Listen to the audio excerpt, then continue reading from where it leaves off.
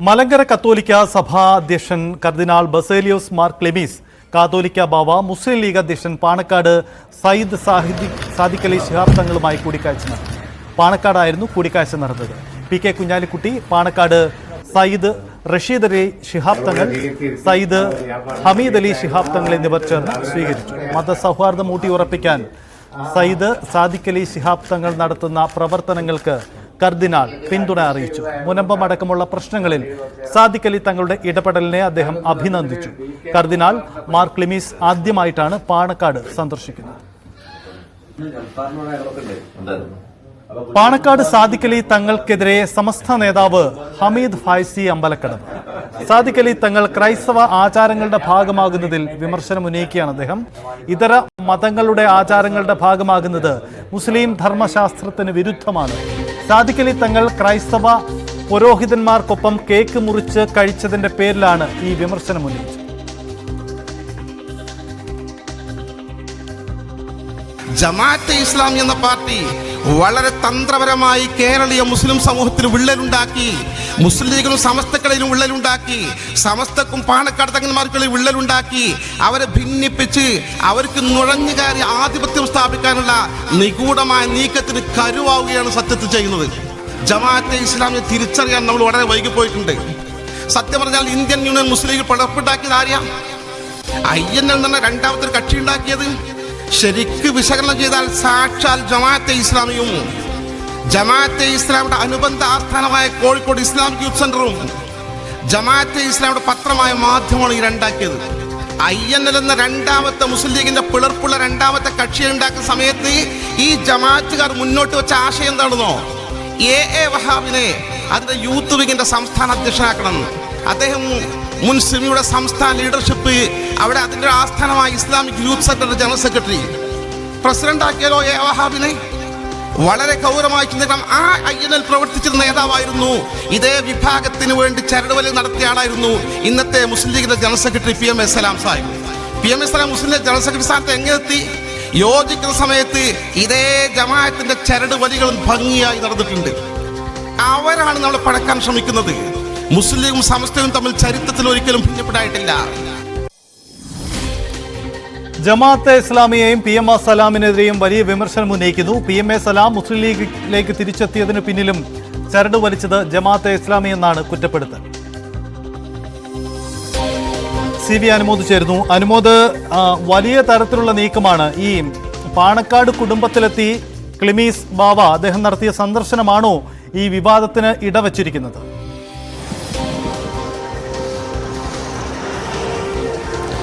സജിത്ത്, കഴിഞ്ഞ ദിവസമാണ് ഹമീദ് ഫൈസി അമ്പലക്കടവിൻ്റെ ഈ പ്രസംഗം ഉണ്ടാകുന്നത്. SKSFിൻ്റെ ഒരു പരിപാടിയിൽ വെച്ചാണ് അദ്ദേഹം ഇത്തരത്തിലുള്ള വിമർശനങ്ങൾ ഉന്നയിക്കുന്നത്. നമുക്കറിയാം, നേരത്തെ തന്നെ ഉമർ ഫൈസി മുക്കം പാണക്കാട് സാദിഖ് അലി ശിഹാബ് തങ്ങൾക്കെതിരെ ഉന്നയിച്ച വിമർശനങ്ങളും അത് ലീഗിലും സമസ്തയിലും ഉണ്ടാക്കിയ ആ പ്രതിഫലനങ്ങളും വിവാദങ്ങളും ഒക്കെ നമുക്കറിയാം. അപ്പോൾ ആ വിവാദങ്ങളൊക്കെ ഒന്ന് കെട്ടടങ്ങാൻ പോകുമ്പോഴാണ്, അതിൻ്റെ സമവായ ശ്രമങ്ങളൊക്കെ ഒരു വശത്ത് പുരോഗമിക്കുമ്പോഴാണ് വീണ്ടും ഹമീദ് ഫൈസി അമ്പലക്കടവിൻ്റെ ഭാഗത്തു നിന്നും പാണക്കാട് സാദിഖ് അലി ശിഹാബ് തങ്ങളെയും ലീഗിനെയും ഒക്കെ വിമർശിച്ചുകൊണ്ടുള്ള പ്രസംഗം ഉണ്ടാകുന്നത്.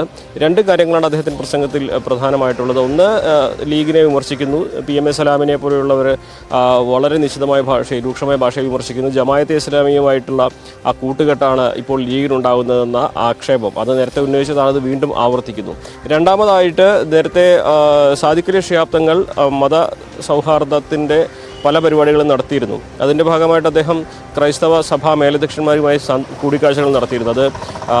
അത് സർവ്വമത സമ്മേളനത്തിൽ, വത്തിക്കാനിൽ നടന്ന സർവ്വമത സമ്മേളനത്തിൽ അദ്ദേഹം പങ്കെടുക്കുകയും ഫ്രാൻസിസ് മാർപ്പാപ്പയുമായും കൂടിക്കാഴ്ച നടത്തിയിരുന്നു. അതിനുശേഷം നാട്ടിലെത്തിയ അദ്ദേഹം ക്രിസ്മസ് സമയത്ത് താമരശ്ശേരി ബിഷപ്പിനെയും തലശ്ശേരി പ്ലാമ്പാനി ബിഷപ്പിനെയും ഒക്കെ കാണുകയും ഒക്കെ ചെയ്തിരുന്നു. അതിൻ്റെ തുടർച്ചയായിട്ടാണ് ഈ ക്ലെമീസിൻ്റെ സന്ദർശനം എന്ന് വേണം നമുക്ക് പറയാം. അതായത് മുസ്ലിം ലീഗിന് ക്രൈസ്തവ സമൂഹവുമായിട്ടുണ്ടായിരുന്ന അകലം കുറയ്ക്കുന്നതിൻ്റെയും അത്തരത്തിലുള്ള വിമർശനങ്ങൾ ഒഴിവാക്കുന്നതിൻ്റെയും ഭാഗമായി സാദിഖ് അലി ശിഹാബ് തങ്ങൾ നടത്തുന്ന പ്രവർത്തനങ്ങൾ ഫലം കാണുന്ന ഘട്ടത്തിലാണ് ഇപ്പോൾ കേക്ക് മുറിക്കുന്നതും അത് ക്രൈസ്തവ മതത്തിലുള്ളവർക്കൊപ്പം കഴിക്കുന്നതും ഇസ്ലാമിക മതവിരുദ്ധമാണെന്ന് ഹമീദ് ഫൈസി അമ്പലക്കടവ് പ്രസംഗിക്കുന്നത്. അതായത് മുസ്ലിം ലീഗ് പാർട്ടി രാഷ്ട്രീയമായിട്ട് മുൻകാലങ്ങളിൽ അവർക്ക് തിരിച്ചടിയേറ്റതിൽ നിന്ന് പാഠം പഠിച്ചുകൊണ്ട് ആ പിഴവുകൾ തിരുത്തി മുന്നോട്ട് പോകാൻ ശ്രമിക്കുമ്പോൾ മുസ്ലിം ലീഗിൻ്റെ പോഷക സംഘടന എന്ന് വിശേഷിപ്പിക്കുന്ന അല്ലെങ്കിൽ വിമർശിക്കുന്ന എല്ലാ കാലത്തും ലീഗിൻ്റെ ശക്തി കേന്ദ്രമായിട്ട് അറിയപ്പെടുന്ന സമസ്തയുടെ ഒരു വിഭാഗം തന്നെ ഈ പ്രവർത്തനങ്ങൾക്കെതിരെ രംഗത്ത് വരുന്നു എന്നുള്ളതാണ് ഇതിന് ഏറ്റവും പ്രധാനപ്പെട്ട ഒരു കാര്യം.